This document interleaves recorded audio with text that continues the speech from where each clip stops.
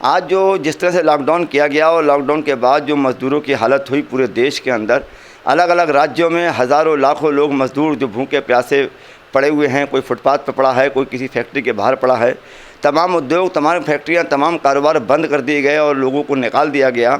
आज वो अपने घर वापस जाना चाहते हैं, उनकी जेब में पैसा नहीं है, पेट में खाना नहीं है और ज़बान पर उनकी पानी नहीं है। आज वो भूखे प्यासे मारे मारे घूम रहे हैं।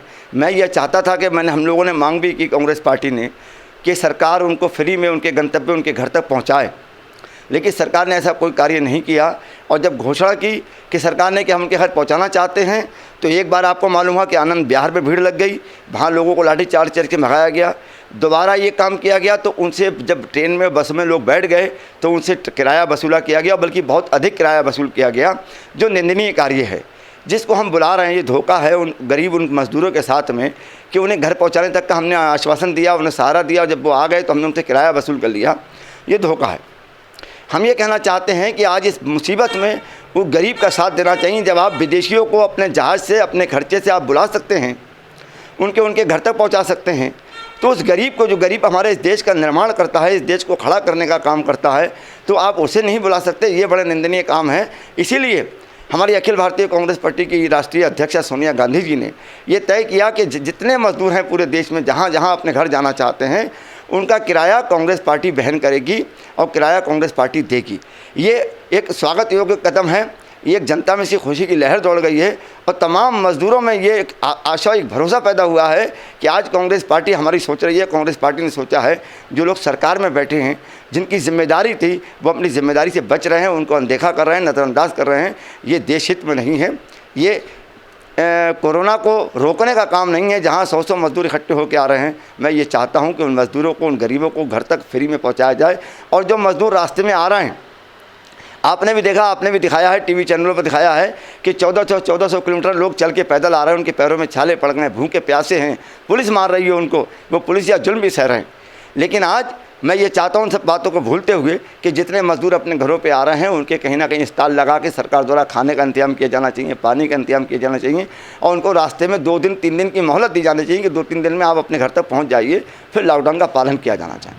पहले कहा बसें चलाएंगे, ट्रेनें चलाएंगे, उसके बाद आपने उनसे किराया वसूल किया और आज स्थिति इतनी भयंकर हो चुकी है कि जो इस इंसान के पास खाने को पैसा नहीं है, 3-3 4-4 दिन से भूखा है, वो कहाँ से पैसे अरेंज कर पाएगा? 700 रुपये का टिकट लेगा, 750 रुपये का। आप मुझे खुद बताइए, कहाँ की इंसानियत है? उसके जज्बातों से खेला जा रहा है। सरकार कहती कुछ है, करती कुछ है। यहाँ पेट की आग बुझाने की बात हो रही थी, पेट की आग तो बुझ नहीं पा रही है। शराब खाने, मैखाने खुलवा दिए गए।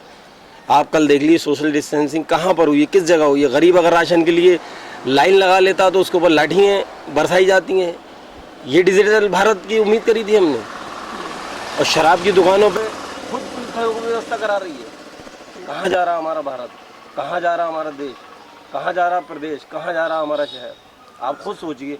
आप इतनी जगह घूम रहे हैं, आप चौथे स्तंभ माने जाते हैं। मैं आपके ही माध्यम से कहना चाहता हूँ उन लोगों से, ये कम से कम एक नज़ीर पेश करे सरकार को आके, और बड़े बड़े लोगों, उद्योगपतियों को, नेताओं को, डॉक्टरों को आके इस महामारी में आगे शामिल होना चाहिए।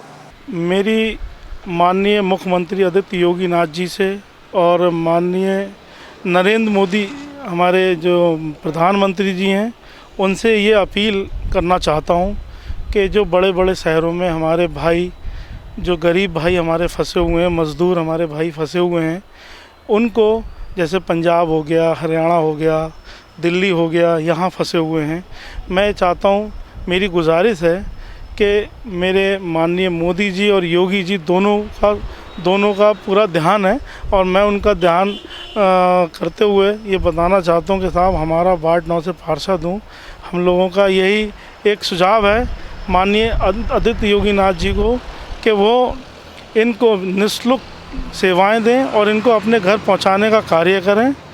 जो भी वाहन चल रहे हैं हमारे गवर्नमेंटी वाहन, उनसे वो निःशुल्क पहुँचाएँ ने। बेचारे बड़े आपत्ति में फंसे हुए हैं, अपने परिवार से दूर हैं, कितना उन्हें दुख। हमारे आदित्य योगी नाथ जी इसको, पीड़ा को समझ भी रहे हैं और पहल भी कर रहे हैं, अच्छी पहल कर रहे हैं। तो बस आपसे हाथ जोड़ के प्रार्थना है अमित ग्यार का कि बस इनको अपने घर अच्छे से पहुंचाया जाए। धन्यवाद। उनको बाहर से पहली बात तो घर लाने के लिए केंद्र सरकार, उत्तर प्रदेश सरकार की जिम्मेदारी है। उत्तर प्रदेश सरकार ने और केंद्र सरकार ने उसमें इन लोगों को लाने के लिए बसें, ट्रेन वगैरह मुहैया कराई थी। लेकिन पता चला कि जो लोग फंसे हुए हैं, जो लोग बसों से आ रहे थे, उनसे किराया वसूला जा रहा है। ट्रेन अभी तक चली नहीं है। उनको सरकार की जिम्मेदारी है कि उनको उनके लिए एक स्पेशल 10, 12, 15, 20, 100 बसें कराएं, उनसे किराया न लिए जाए और सोशल डिस्टेंसिंग को मद्देनज़र रखते हुए उनको वापस बुलाया जाए। और इसके अलावा कुछ मजदूरों को रास्ते में रोका जा रहा है? मज़दूरों को मैं कल गया था, मैं और फ़हीम हैदर जी थे, उनको रोका गया है। वो लोग साइकिल से आ रहे हैं तब भी उनको रोका जा रहा है। उनसे ये कहा जा रहा है कि आप लोग भीड़ लगा के चल रहे हो।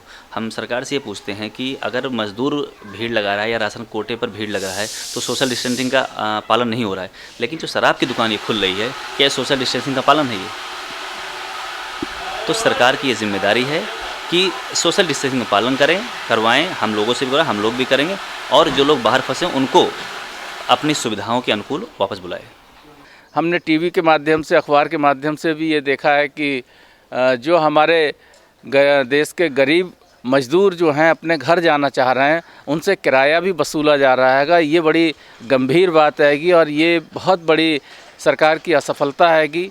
और ऐसी गंभीर स्थिति में जब लॉकडाउन का पालन करते हुए, सोशल डिस्टेंसिंग का ध्यान रखते हुए सभी लोग जो हैं कोरोना से जंग लड़ने में सहयोग कर रहे हैं, ऐसी स्थिति में सरकार की ये अभी 1-2 दिन पहले जो शराब का जो मसला आया है कि शराब की दुकानें खोल दी जाएं, ठेके खोल दिए जाएं, ये बड़ा सरकार की विफलता का मामला हैगा।